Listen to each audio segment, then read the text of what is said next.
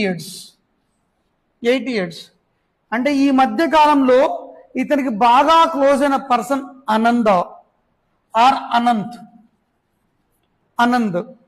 లేదా ఆనంద్. ఇతను బాగా బెస్ట్ ఫాలోవర్ టు గౌతమ్. ఇక్కడ చెప్పాను ఇది ఎన్లైట్మెంట్ వచ్చింది కదా, ఎన్లైట్ 35 years లో 35 years ఎన్లైట్మెంట్ వచ్చింది కదా. Yes right.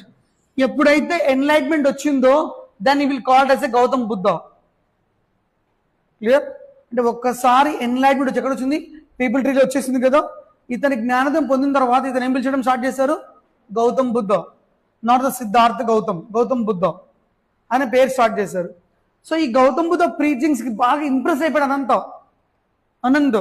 సో ఇతనికి గ్రేట్ ఫాలోవర్ అయిపోయాడు. ఎట్లా ఫాలో అయిపోయాడు అంటే గౌతమ్ బుద్ధ గీత గీసే గీత కూడా తాడు, అంత బెస్ట్ ఫాలోవర్ అయిపోయాడు. ఇప్పుడు గౌతమ్ బుద్ధ ఎక్కడికి వెళ్ళి ఆనంద్ అయితే మిస్ అవ్వడు.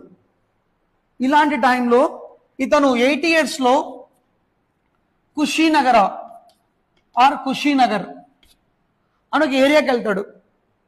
ఈ ఏరియాకి వెళ్ళినప్పుడు ఇతనికి ఒక నార్మల్ పర్సన్ ఆఫర్ చేస్తాడు. ఆఫర్ తనేమో వచ్చేసి కుండా, CUNDA కుండా తన పేరు.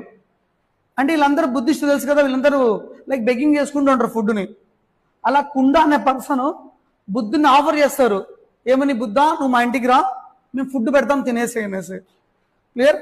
సో ఇలా కూడా తెలుసా, కుండలో భోజనం పెట్టారు, గుర్తుపెట్టుకోండి. కుండలో భోజనం పెట్టారు.